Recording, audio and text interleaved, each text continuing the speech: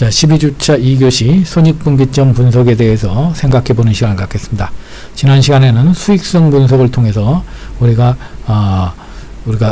기업이 기본적으로 달성해야 될 어떤 수익성 분석을 할 때 기본적으로 고려해야 될 어떤 수익률이 중요한 것인지 아니면은 월간 순수익이 중요한 것인지, 그리고 자기 자본과 타인 자본이 수익성 분석의 투자 수익률에 어떤 영향을 미치는지, 그리고 보이지 않는 비용, 예를 들어서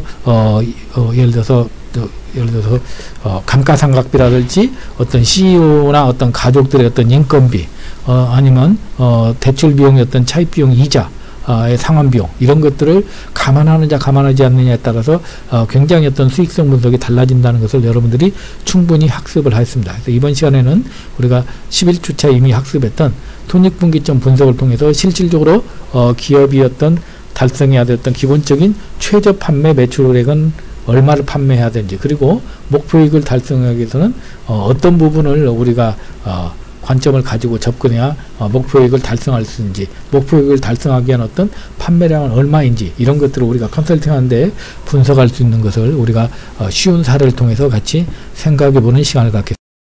자, 먼저 여러분들이 손익분기점입니다. 손익분기점은 이미 지난 시간에도 학습했고 이번 시간에도 1교시 때 잠깐 제가 리뷰를 해드렸습니다만은, 손익분기점이라는 것은 어떤 기업의 어떤 그 이익과 비용과 이익이 우리가 일치해서 어떤 기업이 손실도 보지 않고 이익도 보지 않는, 우리가 이런 것을 우리가 손익분기점이라 합니다. 그래서 여러분들이 여기 보시는 바와 같이 가운데에 있는 어떤 그 매출과 어떤 그 비용이 만나는 점인데, 기업에서 어떤 그 비용이라 하면은 기본적으로 고정비와 변동비를 들 수가 있습니다. 모든 비용을 크게 나누면 고정비와 변동비인데, 예를 들어서 고정비라는 것은 인건비나 아니면 뭐 임대료라든지 관리비, 이런 것들처럼 매달 고정적으로 매출과 상관없이 나가는 것이 바로 고정비가 될 것이고, 그 다음에 변동비라는 것은 매출의 증가에 따라서 비례적으로 늘어나는 것이 변동비가 될 것입니다. 그래서 많은 지금 그 기업이나 어떤 소상공인들이, 중소기업들이 최근에 어려워지면서 이렇게 많은 지금 구조조정을 하는 것들이 바로 뭐냐면, 매출은 줄었는데 계속해서 발생하는 것이 고정비이기 때문에 결국은 매출을 증가시킬 수 없으니까 어쩔 수 없이 읍참마속의 지금 심정으로 지금 고정비를 줄이기 위해서 지금 고용을 줄이는 어떤 지금 악순환으로 가고 있는 것이 많습니다. 결국은 이 그래프에서 여러분들이 보면은 가운데 손익분기점을 기점으로 해서 우리가 결국은 고정비를 상쇄하고 변동비를 증가하는 이익을 우리가 얻기 위해서는 결국 매출을 지속적으로 증가시켜야 되는 것이 결국은 우리가 모든 어떤 그 기업의 아니면 어떤 그 경제 주체의 어떤 기본적인 숙명이라고 볼 수 있습니다. 그래서 손익분기점 이상으로 매출을 올리면 그때부터 이익이 기하급수적으로 늘어날 것이고, 고정비를 상쇄할 수 없는 어떤 지경까지 만약에 어떤 그 매출이 떨어지게 된다면 기하급수적으로 손실이 발생할 수밖에 없는 구조로 되어 있습니다. 그래서 손익분기점 분석을 잘 하게 되면 결국은 내가 사업을 시작할 때 기본적으로 얼마 정도를 내가 벌어야 되는지를 예측하고 시작할 수가 있고, 거기에 따라서 내가 사업을 도전할 수 있는 어떤 체계적인 어떤 준비를 하고 나갈 수가 있는 사례라고 볼 수 있습니다. 그래서 이번 시간에는 우리가 기본적으로 손익분기점 분석에서 어떤 관점에서 접근해야 되는지 실제 사례의 또 예제를 통해서 같이 생각해 보는 시간을 갖겠습니다.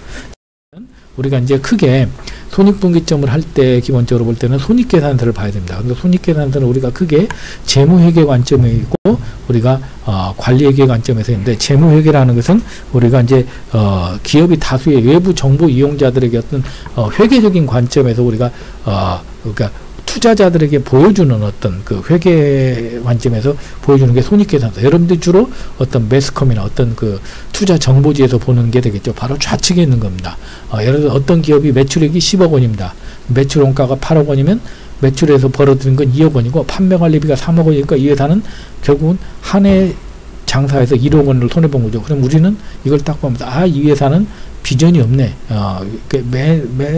벌써 한 해 1년에 1억 원 적자 나는데 내년에 얼마나 하겠어, 이렇게 생각하는데 한번 이것을 관리회계 관점에서 바꿔보겠습니다. 관리회계라는 것은 바로 이것을 우리가 원가를 좀 더 변동비와 고정비로 세분해서 나눠봅니다. 그리고 관리회계라는 것은 뭐냐, 기업 내부의 어떤 CEO가 의사결정을 할 수 있도록 어떤 의사결정을 할 수 있게 도움을 주는 항목으로 우리가 회계를 한번 분해를 한 겁니다. 그래서 여러분들이 보시면 매출원가 8억 원이 보면은 변동 매출원가가 5억 원이고 고정 매출원가가 3억 원인 거죠. 그러면 이 회사는 결국은 그러니까 매출이 없더라도 기본적으로 원가로 3억 원이 나가는 것이고, 이제 매출을 하면 할수록 우리가 이제 변동 매출원가가 한 50% 정도, 매출이 50% 차지하는 거죠. 그리고 판매 관리비도 3억 원인데 보니까 실질적으로 변동 판매 관리비가 2억 원이고 고정 판매 관리비는 1억 원이다. 그래서 이 회사의 관리액의 관점에서 보면은 매출액이 10억 원인데 변동 매출원가 5억 원, 변동 판매 관리비 2억 원이니까 공원이익은 3억 원이 됩니다. 공원이익은 3억 원이고, 그리고 고정 매출원가는 3억 원에 고정 판매 관리비 1억 원이니까 총 고정비는 4억 원이죠. 그러니까 영업이익이 마이너스 1억 원인 건 맞는데, 우측의 관점에서 보면은 우리가 이 회사는 앞으로 매출만 조금만 늘린다면 고정비를 상쇄하고도 흑자가 날 수 있으니까, 매출을 한 12억, 13억 이렇게 내년에 올리게 되면은 내년에 흑자가 날 수 있으니까 생산을 계속해서 증가시키는 쪽으로 가야 되겠죠. 어차피 고정비는 4억 원 나가니까, 일을 하건 하지 않건 4억 원 나가니까 일을 해야 됩니다. 그런데 만약에 이렇게 좌측에 있는 재무회계 관점에서 본다면 예를 들어서 손해가 발생하니 당장 판매를 중지하라고 예를 들어 주주들이 할 수도 있습니다. 그러나 어떤 경영을 하는 어떤 CEO 입장에서 보면은 손해가 발생해도 판매를 지속하라고 할 수가 있겠죠. 왜? 어차피 4억 원 판매 안 해도 4억 원을 매년 손해 보는데 판매를 하면 그나마 손실이 줄어드니까 결국은 판매를 하는 것이 이 회사는 유리합니다. 그래서 관리회계라는 것은 결국은 우리가 손익계산서를 바라볼 때 우리가 관리회계 관점에서 같은 원가를 보더라도 변동비와 고정비 포션이 어떤 거고, 거기에서 우리가 공원이익이 어느 정도인지를 따져보고 우리가 산출하는 어떤 그런 분석 방법이 필요한 것으로 이 사례를 한번 소개를 해드립니다. 자, 그러면 우리가 손익분기점 분석 사례를 한번 간단한 사례를 가지고 한번 보도록 하겠습니다. 자, 손익분기점이라는 것은 손익이 0이 되는 매출액 또는 판매량을 구하는 것이라고 했습니다. 그래서 예를 들어 보면 연필 한 개를 지금 연필을 판매하는 회사가 있는데 연필 한 개에 1,000원입니다. 연필 한 개를 만드는데 소요되는 변동비는 500원. 그 다음에 연필 한 개를 판매하는데 소요되는 판매 관리비는 100원입니다. 그러면 이 회사는 그리고 공장을 유지하는데 발생하는 총 고정비는 또 10,000원이 항상 들어갑니다. 그러면 우선 우리가 구해야 되는 것은 공원이익이라는 걸 구해야 합니다. 공원이익이라는 것은 쉽게 말해서 판매가에서 변동비를 뺀 걸 말합니다. 그러면 판매가가 1,000원인데 변동비가 600원이니까 공원이익은 400원이 되겠죠. 그러면 공원이익률이라는 것은 뭐냐면 우리가 공원이익률이라는 건 뭐냐면 우리가 고정비를 공원이익률이라는 것은 판매가 그러니까 공원이익을 우리가 판매가로 나눈 걸 말합니다. 그래서 400원을 1,000원으로 나누면 40%가 되겠죠. 그러면 우리가 손익분기점 우리가 매출액을 계산할 때는 총 고정비를 공원이익률로 나누면 됩니다. 그래서 총 고정비를 공원이익률로 나누니까 우리가 총 고정비 가 뭐죠? 아까 10,000원이었죠. 10,000원을 공원이익률 40% 나누면 판매량이 25개가 되는 거죠. 25개를 팔면은 쉽게 말해 손익이 제로가 됩니다. 그래서 한번 이것을 우리가 검산해 보면 매출액이 25개를 팔면 25,000원이 되죠. 25,000원이 되는 한 개에 1,000원이니까 그 25,000원이 되고 총 변동원가가 우리가 한 개당 600원이니까 15,000원이 되는 거고 고정비 10,000원 빼면 제로가 되는 겁니다. 자, 그러면 한번 이런 사례를 중심으로 해서 한번 실제 한번 우리가 사례를 한번 만들어서 보겠습니다. 자, 신기상사라는 회사를 제가 만들었습니다. 그래서 단일 제품을 생산하는데 한 개당 판매 가격은 350원입니다. 지금은 이제 연습삼아 한번 회사를 만들어 본 겁니다. 그래서 한 개당 350원이고 작년 손익계산서는 매출액이 총 1,500개를 팔았습니다. 1,500개를 팔아서 350원에 팔아서 52만 5천원을 제가 벌었습니다. 그런데 매출액은 52만 5천원 올렸는데 변동비가 36만 7,500원, 고정비는 10만 5천원. 그래서 52만 5천원에서 변동비 36만 7,500원, 고정비 10만 5천원을 빼고 나니까 영업이익은 5만 2,500원을 번 거죠. 그러니까 1년 내내 해서 제가 5만 2,500원 번 회사를 만든 겁니다. 그래서 질문이 두 가지입니다. 손익분기점 판매량은 얼마이고, 그 다음에 목표이익 10만 5천원을 달성하기 위한 판매량은 얼마인지 이 두 가지를 계산을 해보는 것 한번 보도록 하겠습니다. 앞에서 봤던 걸 여러분들이 한번 기억하시면서 한번 보도록 하겠습니다.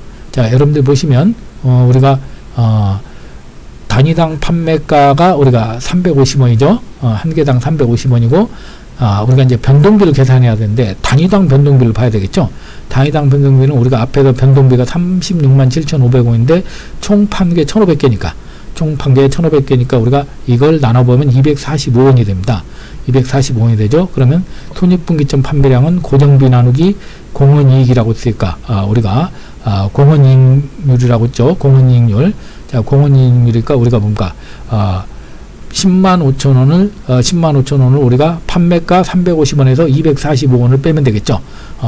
245원을 빼면 된다. 350원에서 245원을 우리가 공헌이익을 빼보면 우리가 공헌이익이 나오죠. 공헌이익이 105원이 됩니다. 그래서 판매량을 우리가 고정비 나누기 공헌이익으로 하면은 우리가 1000단위가 됩니다. 그러니까 결국은 1000개를 팔면은 우리가 손익분기점이 제로가 되는지를 한번 보시면 되겠죠. 그래서 1000개를 팔면 한 개당 350원이니까 우리가 이제 35만원이 되겠죠. 매출액은 35만원이 되고 여기서 고정비는 무조건 105,000원에 나오고 변동비는 한 개당 245원이니까 240원 곱하기 1000개 하면 245,000원이니까 결국은 제로가 되겠죠. 그러니까 최소한 이 신기 상사가 그러니까 손익을 제로를 넘기려면 우리가 최소 1000개는 팔아야 된다. 그러면 우리가 목표이익 105,000원을 얻기 위한 판매량을 계산하는 방법은 고정비에다가 목표이익을 더합니다. 고정비에다가 목표이익을 더해서 이것을 우리가 분자에다 놓고 분모는 우리가 이제 공헌이익으로 나눠주면 되는 거죠. 그래서 20만 1,000원을 우리가 105원으로 나누게 되면 2,000단위를 판매하만이 10만 5,000원을 버는 걸로 나와 있습니다. 검증을 해보면 2,000개 곱하기 350원 총 70만원이 되겠죠. 70만원에서 고정비는 무조건 10만 5,000원이 나가고 변동비는 49만원을 빼면은 10만 5,000원을 우리가 번 것을 알 수가 있습니다. 결국 2,000개를 팔아야 우리가 10만 5,000원을 신기상산을 벌 수 있다는 걸 알 수 있죠. 자, 그럼 이어서 이제 실전 사례로 한번 제가 분식집을 한번 차려보도록 하겠습니다. 지금 제가 만든 지금 분식 음식점 이름이 신기분식입니다. 그래서 단일 제품으로는 라면만 팔고 있습니다. 라면을 파는데 제품의 판매 가격은 지금 4,000원에 판매를 합니다. 4,000원에 파는데 작년에 손익계산서는 우리가 라면만 2,500그릇을 25,000그릇을 팔았습니다. 한 달에 한 2,000그릇, 하루에 한 70그릇 판 거죠. 그래서 25,000그릇을 팔아서 1억 원의 매출을 올린 겁니다. 근데 그 중에 변동비가 2,500만 원, 25% 정도 차지한 거죠. 그 다음에 고정비는 약 4,500만 원, 45%. 그래서 2,500만 원, 그러니까 1억 원에서 변동비 2,500만 원, 고정비 4,500만 원 빼면은 영업이익이 3,000만 원. 그래서 제가 작년에 세금 내기 전에 3,000만 원을 번 겁니다. 그러면 이때 손익분기점 판매량은 신기분식의 판매량은 얼마고, 그 다음에 목표이익을 제가 올해는 3,000을 벌었는데 올해는 6,000만 원을 벌기 위해서는 몇 그릇을 팔아야 되는지 한번 살펴보도록 하겠습니다. 자, 여러분들이 보시는 바와 같이 한 그릇당 판매가가 4,000원이죠. 그런데 당위당 변동비가 아까 제가 2,500만 원이 변동비가 들어갔죠. 근데 제가 라면을 총 몇 그릇 팔았냐면 25,000그릇 팔았거든요. 그러면은 나누기 25,000원을 하게 되면 우리가 한 그릇당 1,000원이라는 게 나옵니다. 한 그릇당 1,000원이 나오는 거죠. 자, 그래서 이제 손익분기점 판매량은 아까 고정비 나누기 공헌이익이라고 했으니까 우리가 고정비는 4,500만 원이라고 했고, 그 다음에 공헌이익은 우리가 판매가에서 우리가 이제 변동비를 빼면 되죠. 판매가에서 변동비를 빼면은 우리가 3,000원이 되는 거죠. 3,000원이 되니까 총 15,000그릇을 팔면은 우리가 손익분기점이 제로가 된다는 걸 알 수 있습니다. 그래서 계산을 한번 검증해 보면 15,000그릇 곱하기 4,000원을 하면은 우리가 총 6,000만 원을 우리가 매출액을 올리게 되고, 6,000만 원에서 고정비 4,500 빼고, 그 다음에 변동비는 한 그릇당 1,000원이니까 1,500만 원을 빼게 되면 우리가 총 제로가 됩니다. 그래서 최소한 신기분식은 1년에 15,000그릇, 그러니까 한 달에 한 1,200그릇 정도 팔아야만이 이제 손익분기점을 달성한다는 것을 이 계산을 통해서 알 수 있습니다. 그러면 두 번째로 제가 이제 6,000만 원을 벌기 위해서는 얼마를 팔아야 되는지 보도록 하겠습니다. 그러면 고정비 4,500만 원에다가 목표이익 6,000만 원을 합친 것을 분자에다 놓으면은 1억 500이 됩니다. 1억 500이 되고, 이것을 공헌이익으로 나눠야 되죠. 그러면 공헌이익은 3,000원이 되니까 1억 500을 3,000원으로 나누게 하면 35,000 단위. 제가 35,000그릇, 25,000그릇 팔았을 때 제가 3천만 원 벌었는데 3만 5천 그릇을 팔면은 우리가 6천만 원을 번다고 나와 있습니다. 그러면 한번 검증을 해봐야 되겠죠.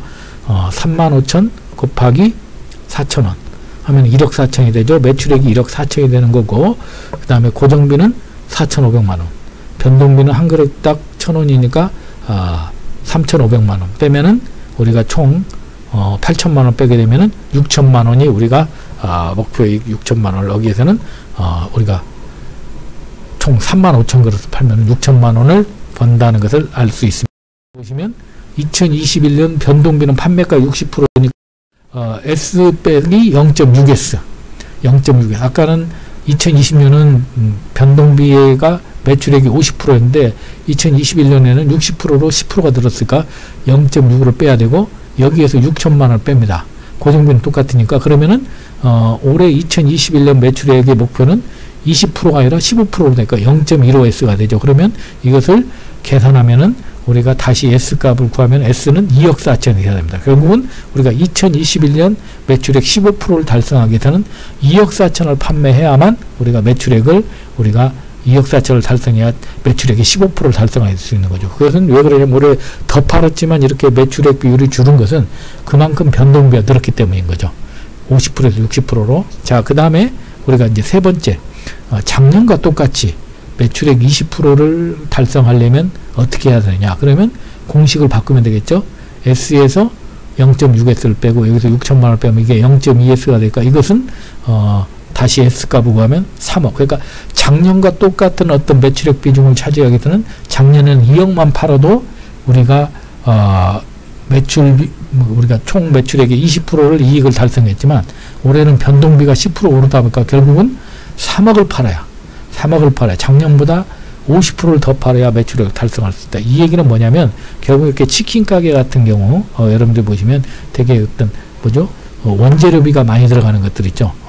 이렇게 이런 원재료 비중이 높은 것들은 원재료 값이 조금만 올라가더라도 굉장히 매출을 많이 올려야만 이익을 달성할 수가 있게 됩니다. 그러니까 결국은 우리가 변동비에서 우리가 원재료 비중이 높은 어떤 그 업종 같은 경우는 매출을 많이 달성하더라도 이익을 달성하는데 굉장히 어떤 그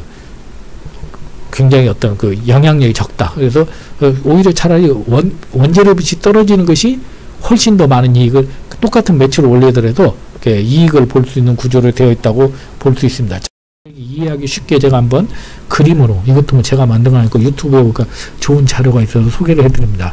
자, 그러면 우리가 기본적으로 우리가 변동비 중심 소상공인의 대표적인 게 치킨 가게를 들 수 있습니다.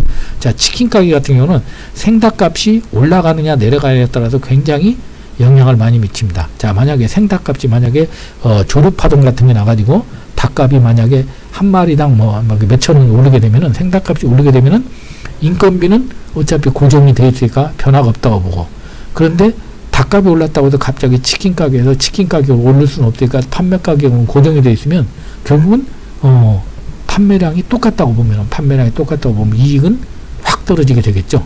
왜냐면 나는 가격은 올리지 못했는데 재료비는 올라왔기 때문에 나한테도 공원 이익이 줄어들게 되니까 그만큼 이익은 떨어지게 됩니다. 그런데 반대로 만약에 인건비도 그대로 있고 판매 가격도 그대로 있고 판매량이 좀 떨어졌습니다. 판매량이 떨어졌는데 판매량이 한 10% 떨어졌는데 재료비가 한 30% 빠졌다면 어떻습니까? 오히려 내가 판매량이 떨어졌음에도 불구하고 내가 재료비에서 내가 많이 떨어졌기 때문에 이익이 발생할 수가 있다. 그래서 여러분들이 보면은 대부분 우리가 식당 같은 데들이 보면은 우리가 재료값이 좀 떨어지더라도 가격을 안 내리는 이유가 뭐냐면 한 번 가격을 내리면 다시 올리기 어렵거든요. 그래서 재료가 마찬가지로 또 재료비가 올랐다고 해도 가격을 또 급격히 계속해서 올릴 수가 없으니까 대부분 이런 그 원재료의 어떤 특히 이런 식품과 관련된 원재료의 어떤 변동성이 심한 어떤 업종들 같은 경우에는 실질적으로 매출도 중요하지만 원재료 값이 얼마나 영향을 많이 미치는지 여러분들이 느끼실 수가 있습니다. 그래서 실질적으로 우리가 내가 좀 판매량이 빠진다 하더라도 재료값이 더 빠지게 되면은 오히려 내가 치킨 가게는 우리가 봤을 때 굉장히 힘들 것 같지만 오히려 그래도 원재료 값이 훨씬 오른 것보다는 훨씬 더 이익에서 많이 이렇게 영향을 이렇게 미치기 때문에 오히려 치킨 가게에 가장 영향을 많이 미치는 것은 판매량보다는 실제로 어떤 재료비 폭등이 굉장히 많은 영향을 미친다는 것을 이걸 통해서 느낄 수가 있습니다. 자, 그런데 반대로 우리가 이제 한번 다른 사례를 보도록 하겠습니다. 이제 제가 미용실을 차렸습니다. 미용실. 자, 미용실을 차렸는데 제가 2020년은 목표이익 매출액의 20%를 유지하는 정책을 쓰고 있고 2020년 변동비는 판매가의 10%고 고정비는 7천만 원입니다. 그러니까 실적으로 이제 미용실 같은 경우는 우리가 변동비는 거의 안 들죠. 그냥 뭐 거의 원재료 같은 게 들어갈 게 없고 거의 다 보니까 인건비 같은 고정비죠. 뭐 임대료 같은 거. 자, 그런데 2021년 변동비는 판매가의 10%인데 고정비가 지금 임대료 인상으로 해서 이제 7천만 원에서 9천만 원 예상이 됩니다. 그래서 내가 어쩔 수 없이 2021년은 목표이익을 15%로 하향 조정했습니다. 그러면 앞에하고 똑같이 매출액 15%를 달성하기 위한 매출액은 얼마이고 20%를 달성하기 위한 매출액은 얼마인지 한번 보도록 하겠습니다. 자, 앞에하고 똑같은 공식입니다. 그래서 2020년 우리가 매출액을 계산할 때 먼저 매출액 계산할 때 총 매출액에서 우리가 변동비가 0.10% 차지한다고 했죠. 그리고 고정비가 7천만 원인데 이게 20%의 어떤 그 매출률을 올리니까 그러면 내가 2020년에 미용으로 내가 1억 원 정도를 벌면은 내가 이 목표를 달성했습니다. 근데 2021년도에는 내가 15%를 달성하기 위해서는 똑같은 공식에서 S는 0.1 S 빼고 이제 올해 매출 고정비가 9천만 원으로 늘었죠. 9천만 원인데 이게 15%를 차지하니까 그러면 내가 1억 2천을 매출을 올리면 15%를 달성할 수 있습니다. 그런데 만약에 작년처럼 똑같이 20%를 달성하려면은 매출을 얼마를 해야 되냐면 1억 2,900만 원. 그리고 한 1억 3천 정도 해야 되는 거죠. 이 얘기는 무슨 말이냐면 이렇게 고정비 비중이 높은 업종에서는 우리가 고정비를 해결하기 위해서는 매출을 많이 올려야만이 해결할 수 있는. 아까 변동비 높은 데서는 매출보다는 원재료 비중이 차지하는 것이 컸는데 실제로 우리가 고정비 비중이 큰 곳에서는 결국은 손익분기점을 달성하기 위해서는 우리가 매출액을 많이 올려야만이 매출액을 굉장히 많이 올려야만이 우리가 손익분기점을 달성하는데 훨씬 더 이렇게 도움이 될 수 있도록 구조가 되어 있다. 그래서 이걸 우리가 그림으로 다시 보면은 예를 들어서 이제 미용실 같은 경우에 보면은 기본적으로 이제 재료비 같은 경우는 크게 우리가 올라갈 일이 없죠. 여러분들 뭐 한 번 사놓은 가위 같은 거, 빗 같은 거 뭐 올라갈 일이 없죠. 그리고 인건비도 거의 고정이 되어 있습니다. 그리고 그런데 만약에 판매 가격이 고정이 되어 있다. 판매 가격이 고정이 되는데 판매량이 만약에 내가 떨어지게 되면, 그러니까 쉽게 말해서 매출이 줄게 되면 이익은 떨어지게 되죠.